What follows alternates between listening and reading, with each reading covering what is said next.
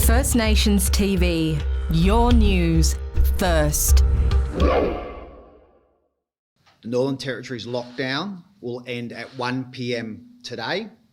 That means the lockdown ends today for the top end and for Alice Springs as well. We are bringing that forward based on the latest health advice. I know it's been a bit of a wild ride, but we are really happy with what's come through overnight, especially the rapid testing from the Stuart Park site, and we can now transition out of the lockdown. I'll first talk about how we came to this decision for both regions, and then I'll tell you what rules and restrictions will be in place after the lockdown ends today. 3,502 tests processed yesterday, 3,502 negative results. For the top end, I know we had a fair old scare last night. The response from our public health and police teams was sensational. If anybody saw what looked like SWAT teams driving through Stuart Park last night, that was them. They identified 49 casual contacts, got them tested and isolated. Almost all of those test results are back, all are negative. In addition to that, we are confident that the close contacts from the Buff Club and the Zumba sites have been located and isolated. Every result is negative, but because they are close contacts, they will stay in isolation for the full 14 days still. And the casual contacts will stay in isolation until they return a negative result. And the thing that really sealed the deal for us on the top end is a new round of wastewater testing for Darwin, which has come back negative. In Alice Springs, again, all close contacts will stay in isolation for the full 14 days, given the higher risk of exposure and the possibility they can still be infectious. As we've talked about before with the Delta variant, there is a stronger chance that a contact becomes positive around a week or so following transmission. But because we have quickly found the close contacts, we are confident that if they do become infectious in the coming days, the virus will stay trapped. Also for Alice Springs, based on our conversations with the health experts in South Australia, we now have a very high degree of confidence that the man who spent 7 hours in Alice Springs Airport had low or no infectivity during that period. That advice, coupled with the testing and tracing we have done, gives the comfort we need to bring forward the end of the Alice Springs lockdown to today. We are confident, but we are not complacent. That's why everybody under stay-at-home orders will be subject to the strictest compliance we've seen, and the Police Commissioner will talk to you about that. As we showed yesterday, if you break our rules, you get caught. And that's why we will keep some rules and restrictions in place for the next 7 days to give us an extra level of protection as we step out of lockdown and get back to normal. That takes us through to one full replication cycle from when we got the first positive case. If there are any new positive cases in isolation, that may change the replication cycle, but right now it's just for the next week. As of 1 p.m, there'll be no restrictions on reasons to leave your home, and travel restrictions in and out of lockdown areas will cease. But the following rules will be in place until 1 p.m. on Friday the 9th of July, and will apply in both the top end and in Alice Springs.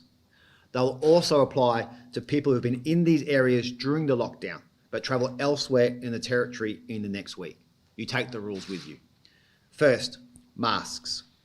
People in the top end and Alice Springs must wear a mask when you're in public and cannot maintain a physical distance of 1.5 metres, and at work where physical distancing from others is not possible. You do not need to wear a mask when at home. When you're at work, but can be physically distanced from people, and other times when you can maintain a physical distance. I'll give you some examples. If you go into the supermarket or into a shop, chuck on your mask. If you visit the hairdressers or a beauty therapist, things like that, keep your mask on. If you're heading out for dinner or a drink, wear a mask, but you can remove it while you are seated. If you're queuing for a coffee, takeaway, with people around you, wear your mask. At work, you don't have to wear a mask where you can stay away from others, like at some offices or working outdoors. I'll give you an example. If I'm sitting in my office by myself, I might take it off. When I go into a cabinet meeting with my colleagues, the mask will go on. However, in workplaces where physical distancing is not possible, like hospitality and most retail and service industries, wearing a mask will be required. Face masks are required on public transport, taxis and ride shares. In addition to the mask wearing rules, there are some other important requirements. For the next 7 days, for our hospitality venues, patrons will need to be seated for anything that isn't takeaway. That will help keep a limit on numbers, it will help with physical distancing, and it will help control movement between different groups of people. Of course, all these venues already have check-in systems and COVID-safe procedures. Indoor exercise, like gyms, as well as markets, have been identified as the highest risk sites, and they will need to remain closed for another 7 days. You just have to look everywhere else to know how dangerous they can be, especially gyms. So for just 7 more days, we will need indoor exercise venues and markets to stay closed. For other sport, close contact sports won't be possible for the next week as they cannot maintain physical distancing. Other sports, golf, cricket, tennis, they can meet the rules. Finally, gatherings at private residences will be limited to 10 visitors, not including household members. Again, this is just for the next 7 days. We are not putting any additional restrictions on other big events, but the mask rules must be adhered to and the QR codes must be used. It's those two things together that will mean if your event can proceed. These rules are pretty simple. They aren't too onerous and they are only for 1 week. They give us a bit of extra protection and I think we can all agree they are way better than a longer lockdown. As well as these temporary restrictions, we will now require all businesses and places where customers and clients visit to establish a COVID-safe check-in system such as the Territory Check-In app. The QR code system was the best weapon our contact tracers had at their disposal in the past week. It's one of the reasons our lockdown could be so short. In the past, we've only required some premises to have this system in place. Now we want it rolled out across the board. In the past, we've also required that the check-in system only be used if you're at premises for longer than 15 minutes. We will now require it to be used for any length of time. And we'll talk more about that process in the coming days. Finally, we'll be requiring that anyone who enters the Northern Territory after leaving a non-territory quarantine facility must get a COVID test within 3 days. Right now, this rule only applies to people exiting international quarantine. It will now be required of any kind of quarantine in any part of Australia. So that's it. If we stick to these rules for a bit longer, if we keep respecting each other and doing the right thing, we can leave this lockdown behind us. I know these rules mean more work for our local businesses who have already been hurting so much this week, but I'm sure we all agree that being open with some restrictions is better than being shut. And the reason our lockdown could be so short is because of these measures, like the QR codes that we already had in place. I am sorry for the late notice today. We worked as fast as we could through the night to get the answers we needed today. Unfortunately, there is no crystal ball with coronavirus. We will have our small business champions on hand this afternoon and over the weekend, and our compliance teams will be focused on educating people first, not punishing people. And I especially want to mention Territorians who are casual workers. Sadly, Commonwealth assistance for lost work is only available when lockdowns last a week or more. So I am sorry that doesn't apply here. But a shorter lockdown is obviously better than a longer lockdown, and now we can all get back to work. I hope this is our first lockdown and our last lockdown, but I can't promise that it will be. I want to assure industry and businesses and all Territorians we will undertake a review of everything we've done this past week and learn any lessons we need to in case this has to happen again. Our ministers, alongside the Chief Health Officer, will be consulting with their sectors in the coming weeks, debriefing with you, listening to you. Of course, the core of our response cannot change. Lives always come first, always. I do want to remind Territorians of why this lockdown was necessary. When we made this decision on Sunday, it was to buy time. I don't think we can underestimate how close the Territory came to the edge of the cliff this past week. Since the beginning of this pandemic, there's always been a nightmare scenario playing out in our heads. One case is let loose in Darwin or Alice for a few days, then 2 or 3 more catch it. It reaches our Indigenous population, then it's carried into a remote community. There was a time over the weekend where we thought that nightmare might become real. We knew that COVID was in our community, but we did not know how bad it was, how far it had spread. The consequences of inaction could have been devastating. Here in the Territory, we do not have the luxury of waiting for things to get worse before acting. So we locked down quickly to trap the virus while we did the tracing and the testing, and it worked. The virus was here, but it did not spread, and now we are safe again. The fact that we can exit a lockdown after less than a week is thanks to a lot of people, and I can't spend the rest of the day going through them all. But all of our contact tracers, everyone in the testing clinics, everyone at the Centre for National Resilience, our police, the Emergency Operations Centre, thank you, thank you, thank you. We have people in our public service who have barely been to bed this past week, and they don't front press conferences. You won't ever know their names, but they are bloody heroes. And we are safe today because of them. Thank you, all of you. As well as our business owners and their workers, those that had to shut, those that had to stay open, thank you. Everyone staffing the hotlines, 27,000 calls, and the hotline is still open, but we'll probably let them go to sleep at night now. Our Aboriginal groups like Larrakia, our health and housing groups, the land councils. Everyone who had to keep working to keep the rest of us going, you are frontline workers too, thank you. And of course, every Territorian who stayed inside, who kept their mask on, who bought takeaway, all the little individual things you each did, all of that combined, that kept us safe and strong. You all played your role on Team Territory. Thank you so much. Because of that, you now have to go back to work again. Sorry about that. But you can also head out for a beer and a meal, see loved ones, all the things that feel really special to us when they are taken away. And I think right around the Territory this weekend is going to feel extra special. Enjoy it. Thank you. So thanks, Chief Minister. And the first thing I have to do is thank the community of the Territory, particularly Alice Springs and Darwin, and those who are visiting here. At the beginning of the pandemic, I was this is even before we even knew what was causing the illness and deaths in China. And the straight away thought of mine was we had a direct flight from southern China. And I've lived and worked with Aboriginal people for a long time, 20 years. So because of that, we had some early controls in place. And those controls have done us very well. And I was always worried that would the community come with us if we had an outbreak? When we had the lockdown last time, it was to allow us preparation for a whole range of things. And since then, we've done a lot more preparation, our testing capability, our contact tracing, the back of house people that have set up electronic systems to assist us doing this, the check-in app, business, industry, a whole lot of people have come along with us. So in this instance, I can say that I think we've dodged a bullet.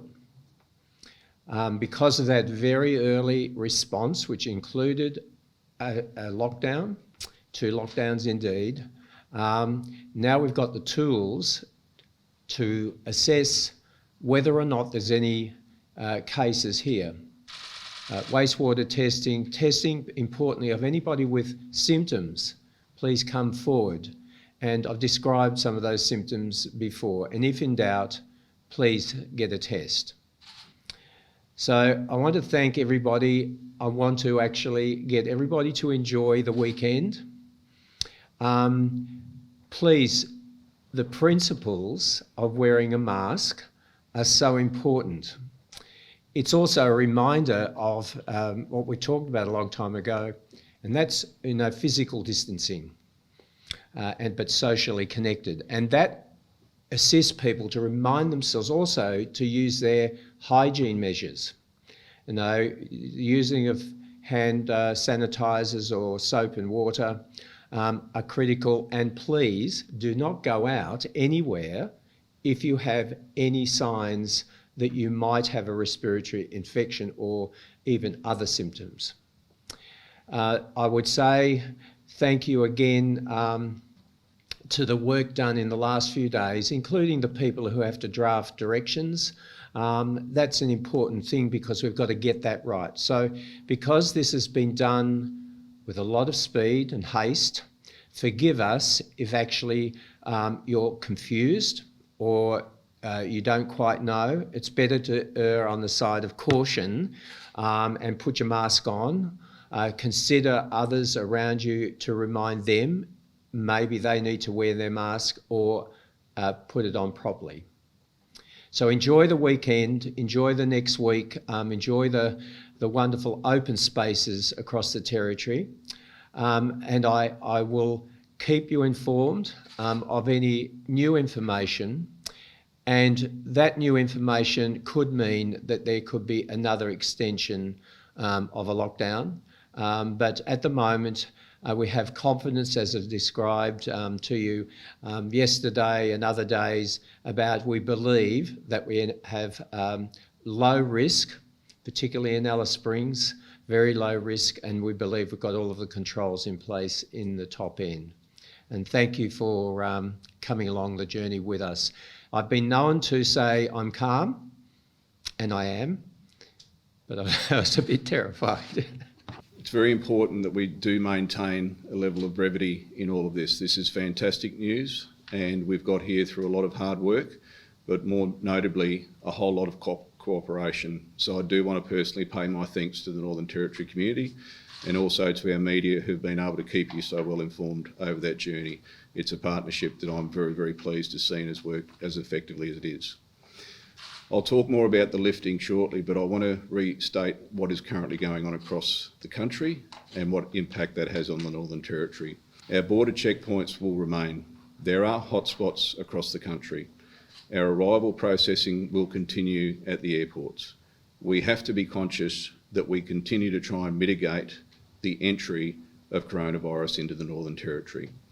So as much as 1 p.m. will be a great time for the Northern Territory, inwardly, we must continue to be vigilant in all that we do to mitigate the entry. So please just bear that in mind. Again, whilst the restrictions have been lifted to the degree that they have, there are some that remain, and that is to ensure the replication cycle is covered. What I would urge you to do is to default to common sense. Now, I know at times that can be a big ask, but if you don't need to head out and about, don't. Try and restrict your movements just out of a reasonableness of ensuring that we're mitigating any likely transfer. Across the Northern Territory, people will now move freely again, but I want to restate this point. If you have been in the lockdown area over the period of the lockdown, you are to act under these provisions now for the remaining 7 days. To people who reside in remote communities, many of the people that will come into your community will be essential workers. They will be obliged to wear masks if they are unable to maintain 1.5 metres. They are there to help you. Just be respectful of the fact that they have to maintain some provisions and may likely be wearing masks to ensure that they are compliant. That is to continue to ensure mitigation is in place. The work that has been taken to date has been nothing short of exceptional. The Emergency Operations Centre has been operating 24 hours a day since this lockdown was declared. The contact tracers have done the best they can, and where they haven't been able to make contact with people, police officers have headed out to locate them. Some of the lessons we've learnt, and we understand that when people particularly are flying in and flying out, turn their phones off, what I would encourage you to do is turn them to silent so that you get a decent rest. But please leave your phone on so that we can get messages to you and get a response to you in a reasonable period of time. We don't want to impact your ability to rest, but we want to make sure that we can get in contact with you, that if you have been potentially exposed, you have awareness as soon as we can reasonably make that happen. Going into the Northern Territory and the greater lockdown areas that have been in place post 1 p.m. today, we will be doing active compliance activity. Again, we will have an education first focus here. We want people to enjoy the freedoms that we hold so dear here. Please be very reassured, we are critically conscious, and I know the Cho is, that we do not take your freedoms away from you lightly. We equally want to move as quickly as we can to allow you to have your freedoms back. And that's why we've tried to be as broad as we can whilst also mitigating the risk. There have been enormous efforts across the board. I've had many police officers in particular that were caught up in the lockdown zones who didn't stand down, who put the uniform on and assisted us. Service above self across the whole of the Northern Territory public sector has been evident over this period of time. And here we are within 5 days coming out of that lockdown, and Alice Springs coming out of lockdown 24 hours than anticipated. It's been an enormous effort. I just want to also touch on some of the commentary that I understand has occurred on local radio in Darwin this morning as it related to the individual that was at the Buff Club and his movements. What I can confirm so far is an investigation is underway. I want to also state that I will allow that investigation to go through unimpeded. However, be very, very clear on this point. That individual was under a self-isolation order. It is known that the information of the locations that he attended originally were not accurately provided. That individual breached the isolation order by going to the supermarket on Sunday. That set us back. The message to all: to be able to stay at home and self-isolate is a privilege. Do not breach the trust of the Northern Territory if you are afforded that privilege. To Territorians, 7 days, be smart, adhere to common sense, help us to help you. We'll be out of this next Friday afternoon if we all do the right thing. Thank you. First Nations TV, your news first.